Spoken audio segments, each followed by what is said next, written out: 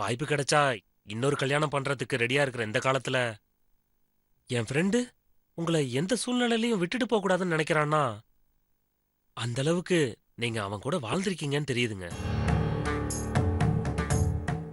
உங்களோட நல்ல குணத்துக்கு உங்க குறையெல்லாம் மறைஞ்சு நல்லது நடக்குங்க. அந்த கடவுளை நம்புங்க. சொன்னா நம்பிக்கை வராது, ஆனா நான் சொல்றது எல்லாமே சத்தியம், உண்மை. உங்கள மாதிரிதான் எங்க சொந்தக்கார பொண்ணுக்கு குழந்தையே பிறக்காதுன்னு டாக்டருங்க சொல்லிட்டாங்க. யாரோ சொன்னாங்கன்னு வாழையடி சித்தரை போய் பார்த்திருக்காங்க. அவரும் பரிகாரம்லாம் சொல்லி சில மூலிகை மருந்தெல்லாம் கொடுத்திருக்காரு. அவங்களும் நம்பிக்கையோட செஞ்சிருக்காங்க. 10 மாசத்துல லட்டு மாதிரி ஒரு பையனை பெத்தெடுத்திருக்காங்க. அப்புறம் வருஷத்துக்கு ஒண்ணுன்னு இப்ப 3 குழந்தைங்க அவங்களுக்கு. உண்மையாவா சொல்றீங்க? டாக்டருங்க முடியாதுன்னு சொன்னதுக்கு அப்புறமா உங்களுக்கு குழந்தை பிறந்துச்சா? உங்கள மாதிரியே தாங்க. கேள்விப்பட்டதும் நானும் நம்பல. சொந்தக்காரங்க வீட்டுக்கு போய் நேரா பார்த்ததும் தான் நம்பினேன். வாழையடி சித்தரோட மகிமையை பத்தி நான் தெரிஞ்சுக்கிட்டேன். இத நீங்க நம்பினாலும் நம்பலனாலும் வாழையடி சித்தரை போய் பார்க்கறது நல்லதுன்னு எனக்கு படுது. ஏதாவது ஒரு நல்லது நடந்தா நல்லது தானே. எனக்கு குழந்தை பிறக்கணும்னா எந்த சித்திரையும் பார்க்க நான் தயாரா இருக்கேன். ரொம்ப நல்லதுங்க. உங்களுக்கு குழந்தை வரம் கிடைச்ச மாதிரிதான். யாருக்கும் தெரியாம இந்த விஷயத்த உங்ககிட்ட எப்படி சொல்ல போறேன்னு நினைச்சுக்கிட்டே வந்தேன். உங்களுக்கு நேரம் நல்லா இருக்குங்க. அதான் நீங்களும் தனியா இருக்கீங்க, நானும் விஷயத்த சொல்லிட்டேன். விஷயத்தெல்லாம் சொல்லிட்டீங்க, ஆனா சித்தர் எங்க இருக்காரு, எப்ப பாக்கலாங்கிற விஷயத்தையெல்லாம் சொல்லவே இல்லையே. செங்கல்பட்டு பக்கத்துல கெடாப்பட்டின்னு ஒரு வில்லேஜ் இருக்கு. அங்க போய் வாழையடி சித்தரை பத்தி கேட்டீங்கன்னா அவர் இருக்கிற இடத்துக்கே கொண்டு போய் விட்டுருவாங்க. நீங்க மட்டும் போவாதீங்க, ரமேஷையும் அழைச்சிட்டு போங்க. ஹஸ்பண்ட் அண்ட் ஒய்ஃபா போனா நல்லது. எங்களுக்கு குழந்தை இல்லைங்கிற கவலை அவர் மனசுக்குள்ள இருக்கு. அத மறைச்சுக்கிட்டு தான் என்கிட்ட சிரிச்சு பேசிட்டு இருக்காரு. சித்தரை பத்தி சொன்னா உடனே போய் பார்க்கலாம்னு சொல்லுவாரு.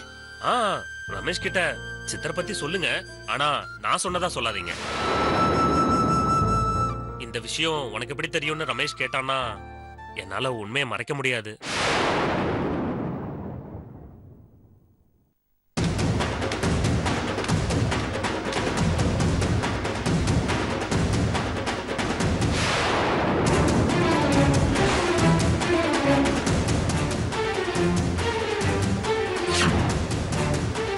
அதனாலதாங்க சொல்றேன், உங்க போன் நம்பர் கொடுங்க. வேற ஏதாவது இன்ஃபர்மேஷன் வந்தாலும் உங்ககிட்ட சொல்றேன். 988 4555 360.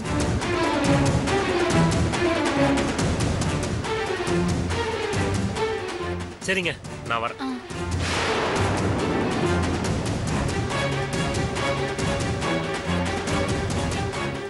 என்னடா அசோக், ஒரு போன் கூட பண்ணாம திடீர்னு வந்திருக்க?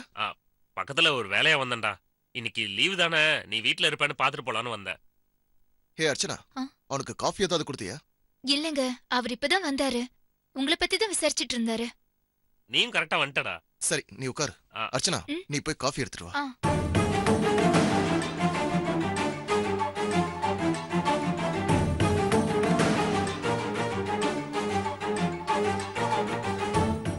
ஆமா, ஏதோ பக்கத்துல வேலையா வந்தேன்னு சொன்னீங்க. என்ன வேலையா வந்த? பக்கத்துல வேலையெல்லாம் எதுவும் இல்லடா. உன்னை பார்க்க தான் வந்தேன். எனக்கு அவசரமா 50,000 ரூபாய் தேவைப்படுது. அத நீ தான் கொடுக்கணும். 50,000மா? அதுவும் என்கிட்ட எப்படா இருக்கும்? சாரிடா, என்கிட்ட இல்ல. அப்படிலாம் சொல்லாதடா. நான் உன்னை நம்பிதான் வந்திருக்கேன். இப்ப இருக்கிற வீட்டுக்காரன் வீட்டை காலி பண்ண சொல்லிட்டான். வேற வீடு மாறணும்னா 50,000 ரூபாய் அட்வான்ஸ் கொடுக்க தேவைப்படுது. சரிடா, அதுக்கு நான் என்ன பண்ண முடியும்? நானும் உன்ன மாதிரி தானடா. உனக்கு என்ன சம்பளமோ அதே சம்பளம் தான் எனக்கும். ஏற்கனவே 10,000 ரூபாய் வாங்கியிருக்கேன். அதையே இன்னும் திருப்பி கொடுக்கல.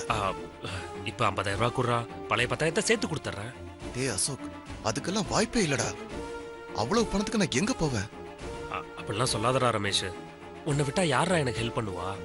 என்னோட க்ளோஸ் ஃப்ரெண்டே நீ தானே மச்சி. உனக்கும் நான் தானடா க்ளோஸ் ஃப்ரெண்டு. இல்லனா உன்னை பத்தின அவ்வளோ பெரிய உண்மையை என்கிட்ட சொல்லுவியா?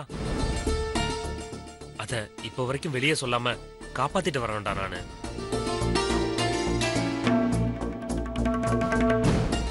நட்புக்கு உண்மையான விசுவாசத்தோட இருக்கேன். அதே மாதிரி நீயும் எனக்கு உண்மையா இருக்க வேணாமா? டேய், அர்ச்சனா வந்துட போறடா, கொஞ்சம் மெதுவா பேசு. கேக்கட்டுமேடா, வரட்டும், அவங்களுக்கும் இந்த ரகசியம் தெரியட்டுமே.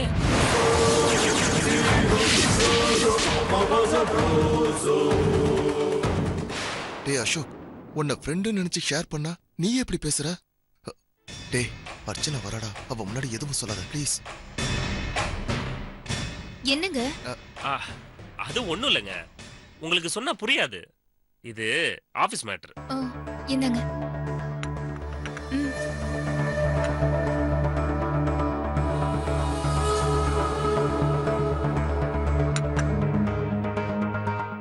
டேய் ரமேஷ், எனக்கு வேற வழியே தெரியலடா.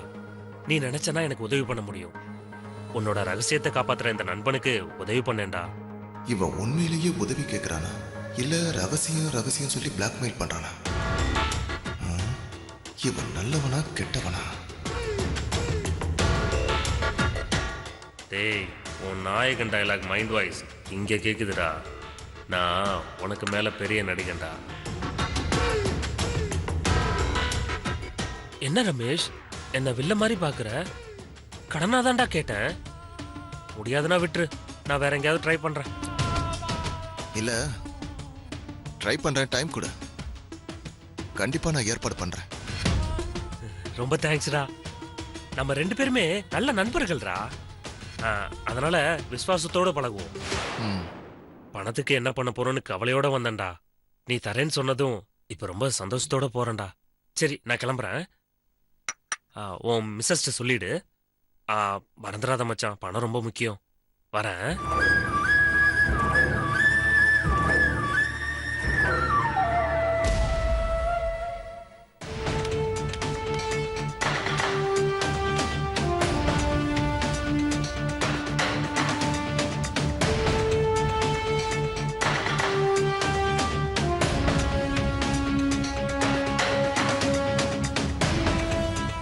ஹலோ, வாழையடி சித்தரா? சொல்ல சோகே.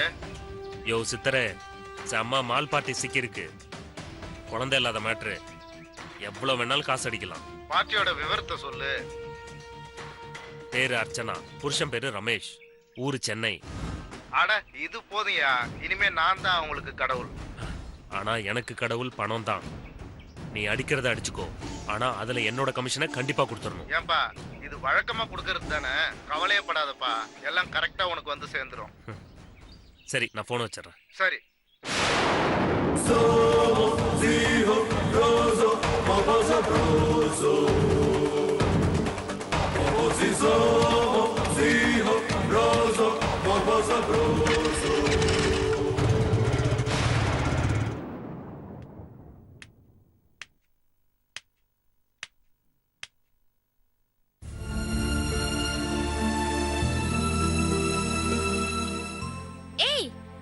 லலிதா தானே?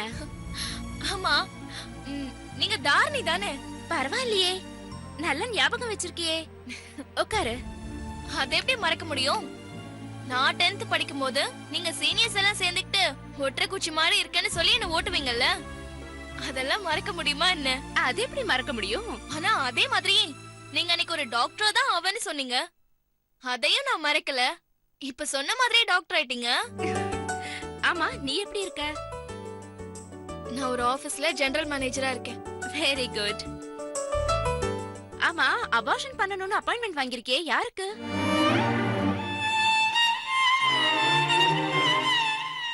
என்னடி நான் கேக்குறேன், பதில் சொல்லாம அமைதியா இருக்க? உனக்கு கல்யாணம் ஆயிடுச்சுல? இல்ல, எனக்கு இன்னும் கல்யாணம் ஆகல. அப்படின்னா யாரையாவது லவ் பண்றியா? படிச்சவ தானே நீ? இல்ல, அவர் ரொம்ப நல்லவரு, நல்ல குடும்பத்துல பிறந்தவரு, நியாயமா நடந்துக்குவாரு. நான் ஜிஎம்மா ஒர்க் பண்ற கம்பெனியோட எம்டியே அவர் தான். பேரு வினோத், பெரிய கோடீஸ்வரர். என் மேல உயிரையே வச்சிருக்காரு. உன் மேல உயிரை வச்சிருக்கிறவர் தான் உன் வயித்துல வளர்ற உயிரை எடுக்க சொல்றாரா? நீ இப்ப சொன்னியே நல்ல குடும்பத்துல பிறந்தவரு, ரொம்ப நல்லவரு, நியாயமானவருன்னு. அப்படிப்பட்டவர் தான் கல்யாணத்துக்கு முன்னாடியே தப்பு பண்ணாரா? இது எனக்கு அவர் மேல விழுந்த முதல் சந்தேகம் முடிச்சு. கல்யாணம் பண்ணிக்க போறீங்கல்ல, அப்புறம் எதுக்கு கருவை கலைக்கணும்? சந்தேகம் முடிச்சு 2. கருவை கலைக்கிறது எவ்வளவு தப்பான விஷயம் தெரியுமா? அது உன் மனசுக்கும் உடம்புக்கும் எவ்வளவு வலிய தரும்னு தெரியுமா? ஏண்டி, நீ சொல்ற மாதிரி உண்மையானவர்னா எதுக்கு உன் கூட வராம ஒளிஞ்சிருக்கணும்? அதுதான் சந்தேகத்தின் 3வது முடிச்சு. இந்த 3 முடிச்சுக்குள்ள அவர் முகத்தை காட்டாதவர உனக்கு எப்படி 3 முடிச்சு போடுவாருன்னு நினைக்கிற? இல்ல, அவரும் கூட வரதாதான் இருந்துச்சு. தவிர்க்க முடியாத மீட்டிங்கிறதுனால அவரால் வர முடியல. நீ என்ன படிச்ச லூசா? அவன் உன்னை எவ்வளவு அழகா கழட்டி விட்டுருக்கான், அது புரியாம இன்னும் அவனை பெருமையா பேசிட்டு இருக்க? இத பாருடி, நீ அந்த அயோக்கிய மேல ஓவரா. நில்லுடி. எதுக்கு உனக்கு எவ்வளவு கோவம் வருது? அவர் அயோக்கியன்னு சொல்றத என்னால ஏத்துக்க முடியாது. முதல்ல உட்காரு.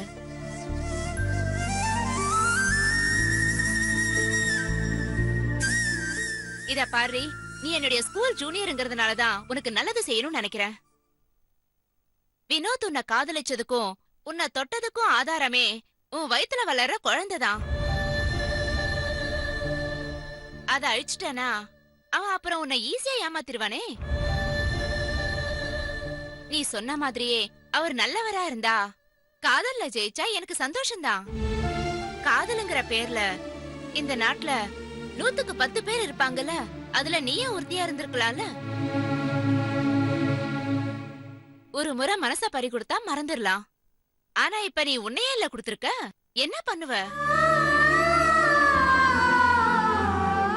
இப்ப நீ இந்த கருவை கலைக்காத, வினோத் கிட்ட கலைச்சிட்டுதா சொல்லு. பழைய மாதிரியே பழகுனானா அவன் உன்னை காதலிக்கிறான்னு அர்த்தம். விலகுனானா உன்னை ஏமாத்துறான்னு தெரிஞ்சுக்கோ. நான் சொன்னது உனக்கு பிடிக்கலனாலும் உன் காதல தெரிஞ்சுக்க இது ஒரு சந்தர்ப்பம். என்ன சொல்ற? நீ இப்படி செஞ்சா நீ ஒன்னும் நஷ்டப்படுறதுக்கு எதுவும் கிடையாது. என்ன செய்யலாம் நினைக்கிற? நீங்க சொல்ற மாதிரியே நான் செய்யறேன். கருவை கலைக்க வேண்டாம். குட்.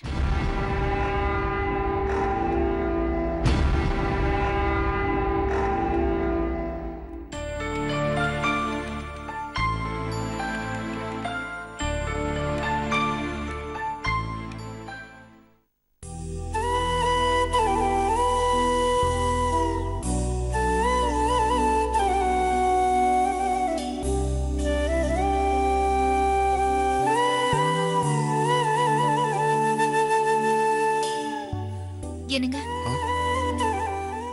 நாளைக்கு ஆபீஸ்க்கு லீவ் போடுங்க. நாம ஒரு முக்கியமான இடத்துக்கு போயிட்டு வரணும்.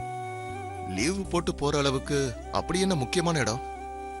ஏதாவது ரொமான்டிக் பிளேஸ் செலக்ட் பண்ணிருக்கியா? அப்படி எல்லாம் பேசாதீங்க. ஒரு சித்திரை பார்க்க போகணும். சித்தரா? அதுவும் இந்த காலத்திலயா? கனவு ஏதாவது கண்டியா என்ன? உண்மையதாங்க சொல்றேன். செங்கல்பட்டு பக்கத்துல கெடாப்பட்டின்னு ஒரு வில்லேஜ் இருக்கான். அங்க வாழியடி சித்தர்னு ஒருத்தர் இருக்காராம். அவரு தீர்க்கவே முடியாத பிரச்சனைய தீர்த்து வைக்கிறாராம். அவரு நமக்கு என்ன பிரச்சனைன்னு கண்டுபிடிச்சு சொல்லி நமக்கு குழந்தை இல்லாத பிரச்சனைய தீர்த்து வைப்பாராம். அப்படியா? அவ்வளவு பெரிய ஆளா? ஏங்க, ஆள் இல்லைங்க, சித்தரு. நானும் அவரைத்தான் சொல்றேன். தீராத பிரச்சனைன்னு இந்த உலகத்துல எவ்வளவோ இருக்கு. ஏன் நம்ம நாட்டுல காஷ்மீர் பிரச்சனை இல்லையா? இல்ல நம்ம ஸ்டேட்ல காவிரி பிரச்சனை இல்லையா? ஜாதி பிரச்சனைகள் இல்லையா? லஞ்சம் இல்லையா? ஊழல் இல்லையா? இல்ல கொலை இல்லையா? இப்படி நம்மள சுத்தி எவ்வளவோ இருக்கு. இதெல்லாம் இத்தனை மத கடவுள்கள் இருந்தும் தீர்த்து வைக்க முடியல. நீ சொல்ற வாழியடி சித்தர் தீர்த்து வச்சிருவாரா? ஏன் இப்படி முட்டாள்தனமா பேசுறீங்க? யாரு? நான் முட்டாள்தனமா பேசுறேனா? அப்புறம் கேக்குற கேள்விகளுக்கு தான் பதில் சொல்லணும். அதை விட்டுட்டு நீங்க என்னென்னமோ கேள்வி கேக்குறீங்க. இந்த உலகத்துல தீராத பிரச்சனைன்னு ஒண்ணுமே இல்ல. இந்த உலகத்துல ஆக்கப்படுற எல்லாமே ஒரு கட்டத்துல அழிவுல தான் போய் முடியும். அது இதயம் உள்ள மனுஷனா இருந்தாலும் சரி, இயந்திரமா இருந்தாலும் சரி. இந்த உலகத்துல இயற்கையாவே எந்த பிரச்சனை வந்தாலும், இல்ல மனுஷங்களே உருவாக்குனதா இருந்தாலும், அத மனுஷங்களே தீர்த்துப்பாங்களான்னு பாப்பாரு. அப்படி இல்லனா கடவுள் தான் தீர்த்து வைப்பாரு. ஆக்கப்பூர்வமா மாத்தி வைக்கலாம், இல்ல அழிச்சு முடிச்சு வைக்கலாம். அதனால புத்திசாலித்தனமா கேக்குறதா நினைச்சு முட்டாள்தனத்தை வெளிப்படுத்தாதீங்க. என்னாச்சு உனக்கு இப்படி பின்ற இன்னைக்கு? நல்லா தான் சொல்ற. இதுல இருந்து என்ன தெரியுதுன்னா, டிவிலையும் நியூஸ் பேப்பர்லயும் ஆன்மீகத்தை பத்தி நிறைய பார்த்து தெரிஞ்சு வச்சிருக்கன்னு மட்டும் தெரியுது. ஆனா இந்த பூடகமான பேச்செல்லாம் நான் நம்புறதா இல்ல. எனக்கும் கடவுள் நம்பிக்கைலாம் இருக்கு. ஆனா உன்ன மாதிரி கண்மூடித்தனமான நம்பிக்கை எல்லாம் எனக்கு கிடையாது.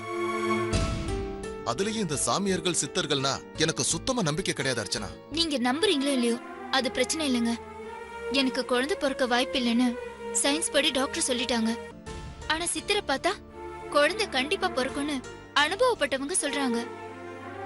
குழந்தை பிறக்காதுன்னு சொல்ற சயின்ஸ நம்புற நீங்க பிறக்கும்னு சொல்ற சித்தர் சாமியை ஏன் நம்ப மாட்டேங்கிறீங்க? அந்த சித்தரை தான் போய் பாப்போமேங்க. அதனால நம்ம குறைஞ்சா போயிட போறோம். உனக்கு என்னடி குறைஞ்சிட போகுது? ஒருவேளை என்னோட குறைய அந்த சித்தர் கண்டுபிடிச்சிட்டாருன்னா அப்புறம் நீ என்ன மதிக்கவே மாட்டியே. என்னங்க என்ன யோசிக்கிறீங்க? இல்ல, உனக்கு ஒண்ணும் குறைஞ்சிடாது. இதெல்லாம் நம்புறியேன்னு என்ன பாக்குறவங்க தான் கிண்டல் பண்ணுவாங்க. எதுக்கு எதோட முடிச்சு போடுறீங்க? நாம என்ன சித்தரை பார்க்க போறோம்னு போஸ்ட் அடிச்சு ஊர் முழுக்க ஒட்டிட்டா போறோம்? இல்ல சித்தர் தான் நம்மள வருக வருகன்னு போஸ்ட் அடிச்சு கூப்பிட போறாரா? உங்கள மாதிரி தாங்க நிறைய பேரு உலகமே தன்னை கவனிக்கிறத நம்புறாங்க. அவன் 1008 பிரச்சனையில போயிட்டு இருக்கான். அவனை கவனிக்கவே அவனுக்கு நேரம் இல்ல. இதுல சொந்தக்காரங்களையும் கவனிக்கிறது இல்ல. நம்மள யாருங்க கவனிக்க போறாங்க? நம்ம வாழையடி சித்திர போய் பாப்போங்க. இங்க பாரு அர்ச்சனா, நீ என்னதான் காரணம் சொன்னாலும் நான் வரல. அப்படியெல்லாம் சொல்லாதீங்க. டாக்டர் என்ன சொன்னாலும் அப்ப நீங்க என்கிட்ட என்ன சொன்னீங்க? கடவுள் பார்த்து பாருன்னு நீங்க தானே சொன்னீங்க. அந்த கடவுள் தான் இப்படி ஒரு சித்தர் இருக்காரு, அவரை போய் பாருங்கன்னு தகவல் கொடுக்கறதா நீங்க ஏன் நினைக்க மாட்டேங்கிறீங்க? எனக்கு என்னமோ மனசுக்குள்ள நம்பிக்கை வருதுங்க. எனக்கு எந்த குறையும் இல்லாம குழந்தை பிறக்கும்னு தோணுதுங்க. உன்னோட பாயிண்ட் ஆஃப் வியூல நீ சொல்றது சரிதான். ஆனா என்னோட பாயிண்ட் ஆஃப் வியூல எனக்கு குழந்தை பிறக்காதுன்னு தோணுது. என்னடா இப்படி அவசகரமா பேசுற? என் மனசுக்கு தோணுதுடா, உனக்கு கண்டிப்பா குழந்தை பிறக்கும். உனக்கு ஏன் குழந்தை பிறக்காதுன்னு சொல்ற? அம்மா, நான் அந்த அர்த்தத்துல சொல்லலாமா? இவ ஏதோ வாழையடி சித்தரா, அவரை போய் பார்த்தா குழந்தை பிறக்குன்னு சொல்றாமா. அதுக்காகத்தான் அப்படி சொன்னேன். நீ எந்த அர்த்தத்துல எப்படி சொன்னியோ எனக்கு தெரியாது. இனிமே அப்படி ஒரு வார்த்தையை சொல்லாதடா. ஆமா, யார் அந்த வாழையடி சித்தர்? அவரு செங்கல்பட்டு பக்கத்துல கெடாப்பட்டிங்கிற வில்லேஜ்ல இருக்காராம். அவரு தீராத வியாதிகளையும் மூலிகை வைத்தியம் மூலமா தீர்த்து வைக்கிறாராம். டாக்டருங்க, குழந்தையே பிறக்காதுன்னு சொன்னவங்களுக்கு கூட வாழையடி சித்தர் சொன்ன பரிகாரத்தையும் மூலிகை மருந்தையும் சாப்பிட்டுட்டு குழந்தை பெற்றிருக்காங்களாம். அவரை போய் பாப்போம்னு சொன்னா வேண்டான்னு சொல்றாரு அத்தை. ஏண்டா வேண்டாங்கிற? அர்ச்சனா சொல்றது நல்ல விஷயம் தானே. நாளைக்கே 2 பேரும் போய் அந்த வாழையடி சித்தரை பாருங்க. அம்மா, புரியாம பேசாதம்மா. நாங்க ஏன் அவரை போய் பார்க்கணும்? எங்க 2 பேருக்கும் எந்த குறையுமே இல்லைன்னு டாக்டரே சொன்னதுக்கு அப்புறம் நாங்க ஏன் தேவையில்லாம சித்தரை போய் பார்க்கணுங்கிற? அதெல்லாம் ஒண்ணு வேண்டாமா, விட்டுருமா. டாக்டர் சொல்லிட்டாரு, ஆனா குழந்தைய காணுமே. அர்ச்சனா சொன்ன மாதிரி அந்த சித்தர் பரிகாரம் ஏதாவது சொன்னா அதை செஞ்சு பார்க்கலாம்ல. அப்படியாவது குழந்தை பிறக்கட்டுமே, நம்ம குடும்பத்துக்கு ஒரு வாரிசு வரட்டுமே. அதனாலதான் சொல்றேன், அந்த வாழையடி சித்தரை போய் பாருங்க. நான் சொல்றேன், எவனையும் போய் பார்க்க வேணாம்.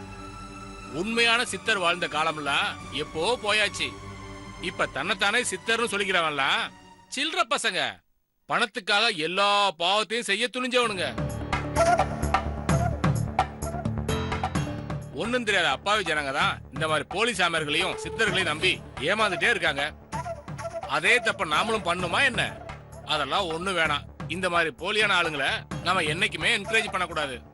அதனாலதான் நான் சொல்றேன், இந்த வாழையடி சித்தரும் வேணாம், கொழாயடி சித்தரும் வேணாம். யாருங்க அந்த கொழையடி சாமியாரு? ஏண்டி, ஏதோ வாயில வந்ததை சொன்னா அதையும் நீ நம்புறியா? உங்களை மாதிரி ஆளுங்கெல்லாம் போலீஸ் சாமியார் நம்புற வரைக்கும் அந்த கூட்டத்தை ஒழிக்கவே முடியாது. அம்மா, அதான் அப்பாவே சொல்லிட்டார்ல, போய் படு. எனக்கு லேப்டாப்ல கொஞ்சம் ஆபீஸ் ஒர்க் இருக்கு, நான் அதை முடிச்சிட்டு படுக்கிறேன். போமா. ஏய், எதுக்குடி அவனே பாத்துட்டு இருக்க? சொல்றான் இல்ல, போய் தூங்கு போ.